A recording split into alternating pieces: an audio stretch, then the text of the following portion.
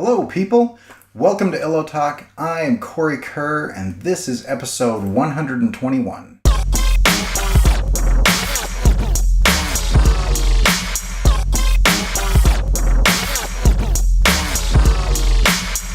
Before I jump into what I want to talk about today, let's talk about this drawing. I finally finished the drawing. That took me too long, but it was the end of the semester, and the end of the semester is always crazy. So you'll see me adding highlights, shadows, and a little bit of some gradient coloring while I talk. So I want to jump in. I was at graduation, which we do graduation every semester. So 3 times a year, we put on our Harry Potter robes and we go and we listen to a bunch of people talk. And it's become routine and a little mundane, but it's neat because you see your students and stuff like graduate. But one of the guys that was speaking at commencement, he was talking about the law of diminishing returns. And it reminded me of a talk that I heard years and years and years ago on the same subject that tied it into the kind of the law of the harvest, like whatsoever you reap, so shall you sow. There's a tongue twister if there ever was one. Basically talking about the planting seeds and, the types of seeds that you plant. You're not going to plant a corn seed and get watermelon, right? And so the activities and behaviors that we do, that we focus on, that we practice with, are going to create the type of crop that we can then reap, right? Tie this all into art and creativity. The practices that we do in our daily life are planting seeds that we will reap later on in our creative pursuits. And so this comes to like learning. And I was thinking about this, and he stated 2 statements that I thought were really interesting.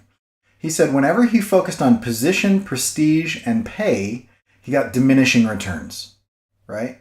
And whenever he focused on people, places, and puzzles, he got increasing returns.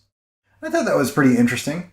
And so let's talk about the law of diminishing returns really quick so that we can kind of have a foundation for this discussion.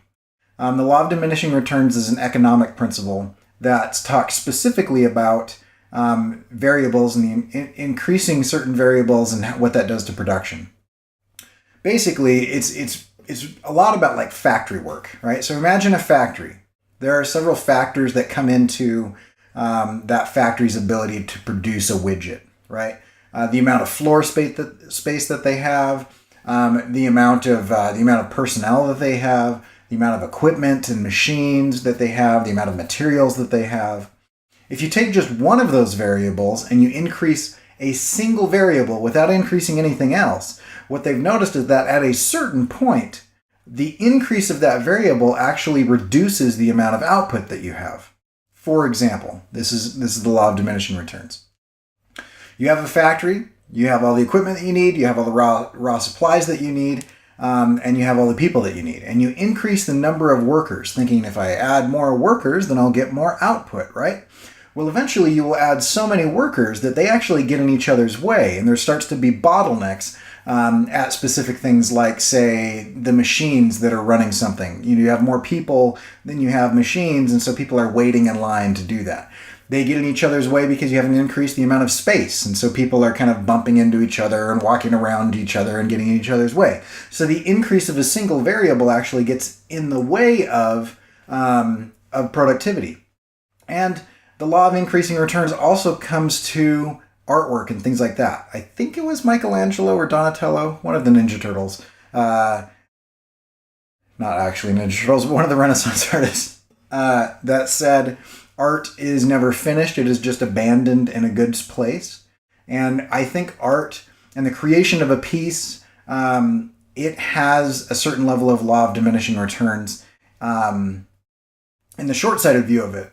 In the long-sighted view of it, it has the law of increasing returns. And when I say the law of increasing returns, there is another economic theory, and I'm not actually talking about that. That is something completely different. And so when I'm just talking about, I want to break this episode up into 2 categories. Those things that give immediate and quick results, and those things that pay off over a longer period of time. There are 2 types of activities. There are an infinite type of activities, but there are 2 types of activities those that give you immediate results and those that give you longer results, or results that are delayed gratification, right? If you're looking at like harvest type thing, farming type thing, then there are different types of crops, right? There are crops that you can plant that will yield immediate fruit. There are crops that you can plant that will yield fruit over a longer period of time, right?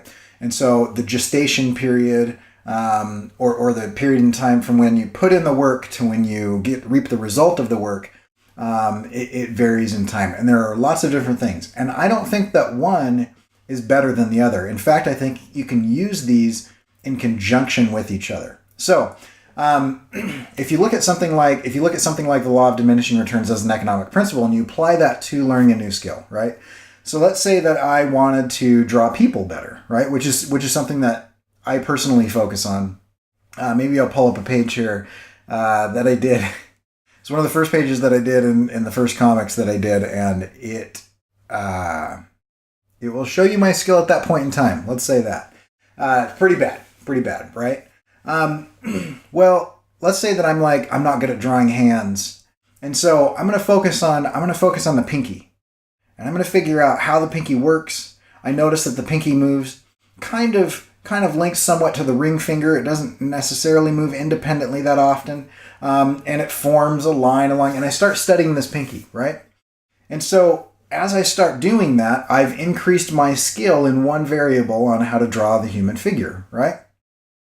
But at a certain point, if I don't increase any of the other variables, if I don't also increase my skills and abilities in drawing other things, or in recognizing, how that fits into the greater whole, I will start to get diminishing returns. Okay. This talk that I heard a long time ago by Henry Eyring, he said, he related it to mowing a lawn, right? A lot of us will mow a lawn once. We'll cut it one way. Some of us will cut it a second way, right? You'll cross-cut it. Almost no one will cut it a third time, because by the time you've gone one direction and then the other direction, you start to get about as much smoothness out of that lawn as you're going to get. And the third pass is going to take you just as long as the first pass. And so if we look at this like in crops, right? If I plant, if I plant 100 seeds in an acre, and then I produce, let's go 100 pounds. 100 pounds of seed in an acre, and it produces a ton of corn. Adding an additional 100 seeds might only produce 1.5 tons of corn, right? And so that additional 100 yields me half as much. And if I plant 300 seeds in that spot, it might get to the point where I get less than a ton of corn, because now things are crowding itself out, and I've gotten to the point of diminishing returns, right? And so if we see that as a graph, you'll see that it's not always just increase, yields increase, because you have to spread that out. And so if you do that with a single variable at a time, if I only focus on the pinky or I only focus on a hand, I might get really, really, really good at drawing hands. But I've increased my ability so much in one aspect that if I go, it starts to yield diminishing returns, because the rest of the arm or the body or the face looks terrible. I have these amazingly rendered hands, and yet I still can't draw the figure, or facial expression, or different perspectives, or somebody in 3/4 or something like that. And so the idea is, I don't want you to avoid the things that yield diminishing returns, but learn to recognize when you reach that diminishing return. And here's the idea, right? I've noticed in my own work that as I've laser focused on something specific, that I get to a point rather quickly, a lot of times, that I get to a point where all of a sudden I'm not getting these huge leaps and bounds. I start to plateau in my ability to produce. I'm putting in the same amount of time, but I'm not getting those huge spikes. And and plateaus are fine, they happen, and you got to kind of break through that wall. And usually there's watershed moments of increase of ability. It's not so much like a slow hill climb as much as it is spikes and plateaus. And so when you hit a plateau, move to a different variable. Okay? And so if you move to a different variable, and then you begin increasing that variable, eventually, within the completion of that thing, you will have focused on everything to the point where if you come back to the original variable, you come back to after you've started drawing hands really well and arms really well and the rib cage really well and clavicles and the neck and the head and the face, and the pelvis and the femur and the knees and elbows and everything, and you get all the way through the figure, then when you come back to hands again, you can actually increase that variable again without diminishing returns because you've leveled everything up, right? And so I've noticed this as well with adjacent skill sets. And adjacent skill sets are really interesting because when I first got out of college, I was into video, right? And I was okay at it. I was mainly an editor, but I shot a little bit or whatever. And then I thought, I want to do something that's, that I've never done before. And so I took up still photography. And as I took up still photography, what I noticed is this focus on still photography. I studied it, I jumped in, I read blog posts, I went and shot all the time, I bought myself a camera, I got critiques from other people. I noticed that my ability to shoot video started increasing. Somebody else actually pointed this out. One of my coworkers said, "Hey CK, I've noticed that your video has gotten really good. I think your focus on photography is really increasing your compositional setting or your compositional skills in the video camera, right?" And you're thinking camera, right? But those are two different things. And yet, because I didn't niche myself down into a specific skill set, it increased my ability in related fields, right? Now, you can take this principle too far, right? If you never loop back and continue to increase, if you only increase variable after variable after variable after variable, and you continue to switch, then you'll never level up as well, because what you're doing is you're spreading your resources too thin. You become what they call like an inch deep and a mile wide, a jack of all trades, a master of none, right? Which means that, and I used to think that a jack of all trades, a master of none was a good thing, but it's not. And so the idea is to increase your abilities and skill sets and activities and practices in a number of variables, but make sure that those variables are related to each other and make sure that you don't stray too far. And at some point in time, if you go out there and it's like, if I'm trying to become a better illustrator, right? And I go out there and I say, you know what? I'm going to learn the guitar, okay?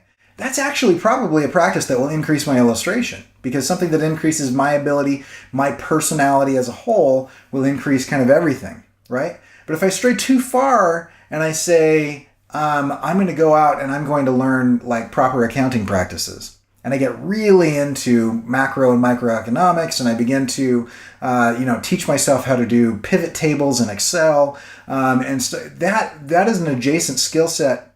That's not a non-adjacent skill set. It's not near my core competency of creativity, composition, observation, drawing ability, and those type of things. And so at some point in time, I'm spreading myself too thin and I'm not spending any effort within the area that I'm trying to do. And so you want to do this kind of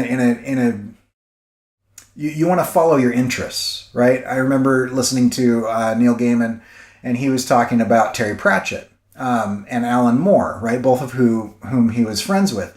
And he said one of the good things is that you follow your interest, right? At one point in time, Alan Moore was talking to him, and he was saying, "Man, I've really been interested lately in Jack the Ripper," right? And he just studied Jack the Ripper and read everything he could about Jack the Ripper and just started like consuming all this stuff. He wasn't doing that, according to Gaiman. He wasn't doing that to write from hell. He wasn't doing that to produce something. He was just super interested in it. And at the end of that interest came a product, came a delivery of some kind. So you want to follow your interest. But you also want to deliberately practice the things. Identify your weaknesses and increase variables, a number of variables, one at a time, that will increase your ability in the place that you've identified that you're weak. So all in all, here are some guiding principles. Laser focus for short periods of time until you recognize diminishing returns, then move on to adjacent skill sets. Do that deliberately. I'm going to start on these 5 things, and I'm going to start with number 1, right? And you kind of fire through those, then circle back. Don't go too wide into adjacent or unrelated things, so much so that you never circle back to the original one so that you can increase everything, right? And then the third thing is kind of the randomizer, is follow your interest. As soon as you get interested in something, go down that rabbit hole a little bit and see where it goes. And you'll notice that your abilities and your interest will grow and increase. I don't know why I've been so interested in the last year and a half in ancient Greece, ancient Egypt, ancient Rome, and a lot of these ancient political, situations and theories and storytelling and all of that. But I do believe that there's a project that I have that's coming up that will be fueled from a lot of that historical study, something that I'm going to try to do during the break. So that's that. The law of diminishing returns as it applies to learning new skills. Just some things I was thinking about and talking to some colleagues with. The best way to apply the law of diminishing returns in a way that allows you growth without too much stagnation. And then on the other side of things, you've got to recognize that there are some crops, some efforts, some activities that you do that will yield much longer gestation periods, meaning that there are certain things like, I can't think of examples here, but there are certain things in my ability that a laser focus on will not yield a quick result. And in fact, I think, as I'm talking, I think that those things that yield longer results tend to have multiple variables. And so I might be able to get better at drawing, the human hand with the laser focus. And I do that every day for, a week or a month or whatever. And I get really good at drawing it in different positions to the point where I start deconstructing it and I can break it down right by the different variables. But overall, that becomes a single variable in a larger thing. And over the course of a year or more of focusing on the human body, I might be able to get to the point where I can draw the human form really well. But that's a longer yield, right? And there might be some things that are years or decades into the future where I get I become really, really good at expressing particular types of emotion or storytelling through body language, just naturally, instinctively, without too much effort. That's probably a years long or decades long pursuit. But it's broken down into these tiny variables and incrementally increasing multiple variables with the laser focus on one at a time. And so there's kind of the two aspects of kind of what I wanted to talk about. In my own life, I know I haven't told too many stories. I've noticed this. I've noticed that, what you're seeing now, it could be a lot better. It's weak in a lot of areas, but it's significantly better than I was just a couple of years ago. And a lot of that has been because of consistent, focused effort, kind of cycling through. Think of a Gatling gun. The way that a Gatling gun works, in this image, you've got a Gatling gun. We've got 5 chambers, okay? And you've got one firing mechanism, and the entire thing rotates to the next chamber. And so it fires, rotates, and it continues to spin and rotate through to put the next chamber up, right? And what happens on the bottom is that there's new things that are reloaded right into the empty chamber that just fired. And so it rotates through. And that's a really good way of looking at this particular model of learning of how to increase your skills is a Gatling gun, right? As soon as you've spent that, hitting it again is not going to give you a significant result, right? And so you move to the next chamber, fire that, move to the next chamber, fire that, and those are being reloaded as you go around.